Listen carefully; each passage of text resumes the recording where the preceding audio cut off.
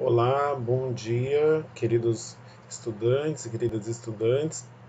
Hoje, na nossa aula de Sociologia, que é dedicada à turma do segundo ano do ensino médio em tempo integral, o nosso tema ele é o materialismo histórico dialético e essa aula ela dialoga diretamente com o conteúdo que vocês estão vendo na geografia, na história e na filosofia também durante esse mês. Então, já vamos passar aqui para os nossos slides. Eu vou só arrumar meu ponteiro. E a gente vai falar um pouquinho sobre o que é o materialismo histórico dialético, né? Então, o materialismo histórico dialético é um conceito que vai ser criado por Marx, né? Essa figura que vocês estão vendo aqui. E Marx, ele analisa as sociedades através da sua diferença entre classes sociais, tá certo? Marx, então, vai fazer essa relação entre o indivíduo e a sociedade.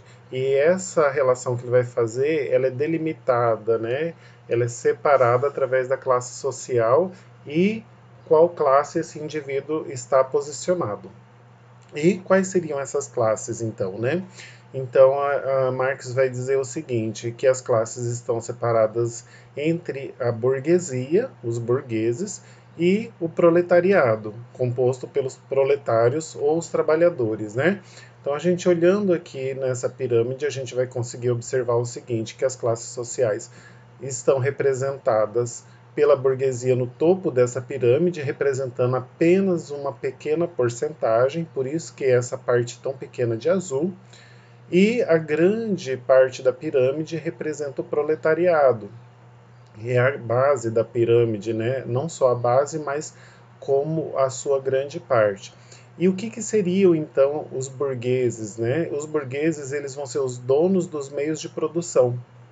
Os donos dos meios de produção eles vão ser as pessoas que possuem os monopólios, né, dos meios de produção. O que significa isso na prática?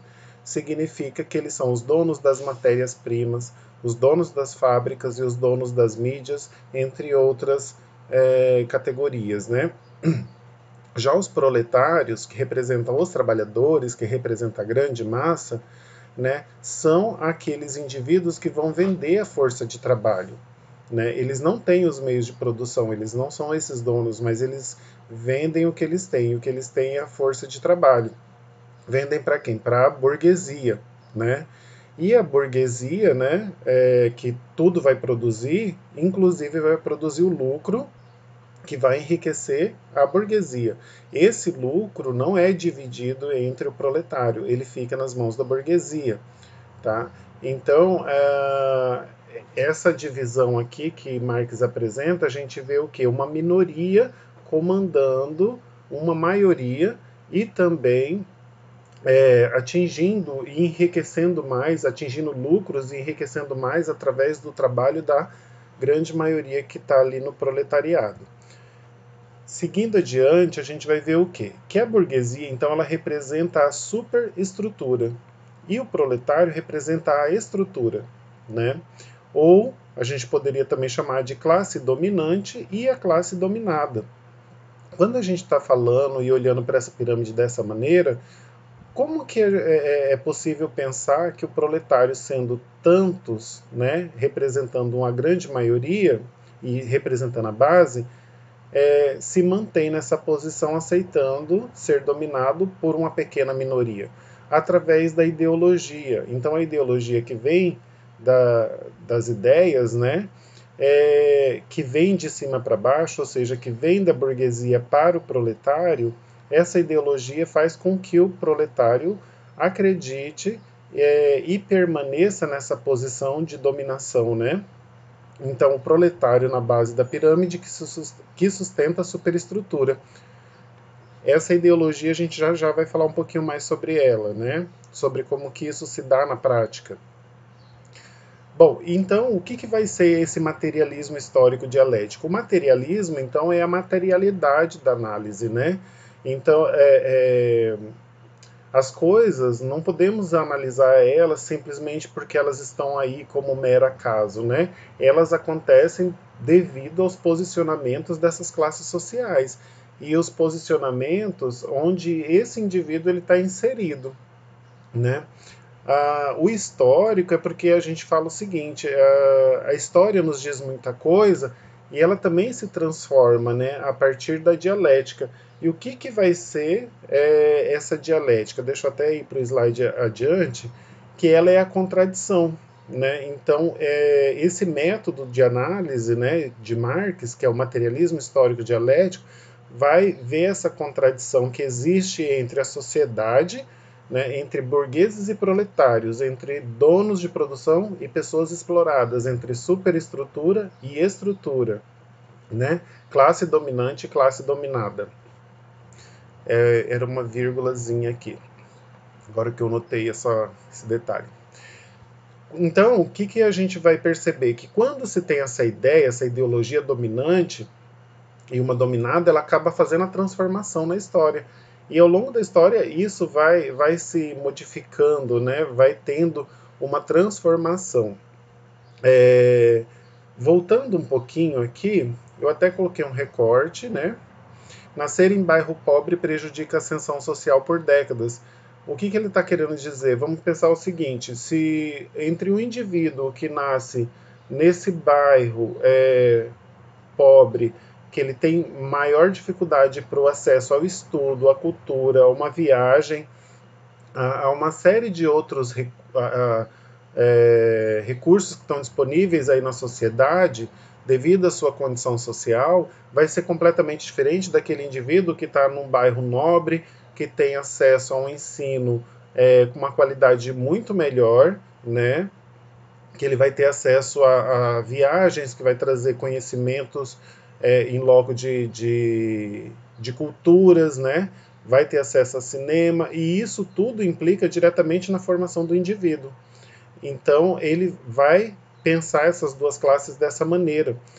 E aí a gente volta naquela conversa, inclusive, de basta querer que a pessoa saia dessa condição. Não basta simplesmente querer, né? Existe aí uma outra abordagem que a gente poderia estar fazendo, só que eu não vou me ater nisso nessa aula porque a gente está com foco aqui no materialismo histórico dialético, mas não basta simplesmente o indivíduo que está lá naquele bairro pobre querer, né? Existe uma série de outras questões que seriam necessárias para fazer com que esse indivíduo também tivesse as mesmas condições, né? Uma condição aí de igualdade, o que não ocorre. Bom, e como essa classe dominada recebe essa ideologia da classe dominante, a transformação se daria, segundo Marx, que a classe proletária possuísse a consciência de classe. O que, que vai ser isso, então? Essa consciência de classe é quando essa base da pirâmide tem a consciência que ela está sendo explorada, né? Ela está sendo explorada e ela não participa dos lucros, ou seja, ela vai sempre estar ali atrelada àquele serviço assalariado, né?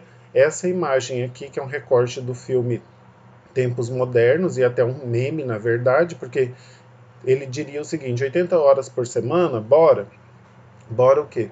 Bora trabalhar, né? Vamos lá, 80 horas por semana. É claro que não existiria esse caso, né? Mas é só até um meme isso aqui. Então, o que, que ele quer dizer com esse meme? Que é preciso ter essa consciência de classe, né? Perceber que está numa classe sendo dominada e está sendo explorada. Quando essa classe explorada não percebe que isso está acontecendo, simplesmente vamos lá, vamos trabalhar 80 horas por semana, bora, vem o conceito de alienação, né? Alienação pela classe burguesa, ou seja, esse sujeito ele está alienado, né? Então, o conceito de classe e de consciência de classe é muito importante que as pessoas tenham esse conhecimento e tenham essa noção. Eu estou encerrando aqui os meus slides e agora já voltando aqui para o nosso... aqui, para a gente já ir encerrando a nossa aula. Eu até fiz um pouco resumidinha, Mas o que deve ficar para nós sobre esse assunto, né? Sobre o materialismo histórico dialético? É compreender que a nossa sociedade ela está formada, né, a partir dos estudos de Marx em burguesia, uma burguesia que é uma classe dominante, que representa a superestrutura, e pela classe dos proletários, que é os trabalhadores que vendem a sua força de trabalho e que, a partir do momento que esse trabalhador não compreende que está sendo explorado por essa classe dominante, que é apenas o topo de uma pirâmide, né, o que acontece? Ele está vivendo uma alienação, né? Então, tentem fazer a ligação de tudo isso que a gente falou aqui nesse vídeo com o nosso trabalho do dia a dia. Tentem fazer essa relação. Você já trabalha? Se você não trabalha, seu pai, sua mãe, seu responsável trabalha? Como que é isso, né? É um trabalho provavelmente aí de 40 horas por semana, né? 8 horas diárias, e o salário dele é sempre aquele mesmo, né? Independente da produção que ocorre naquele mês, o salário dele vai ser sempre aquele mesmo, né? Se a empresa produziu e teve um lucro muito grande nesse mês, esse trabalhador não vai participar desse lucro, né? São raras as exceções. Então é isso. Pensem sobre isso. Se vocês quiserem contribuir com essa aula, escrevam para mim no meu WhatsApp. Vocês têm esse canal ou através do Classroom. Mandem suas perguntas também por lá. Tá certo? Um abraço, turma do segundo ano, e até a nossa próxima aula.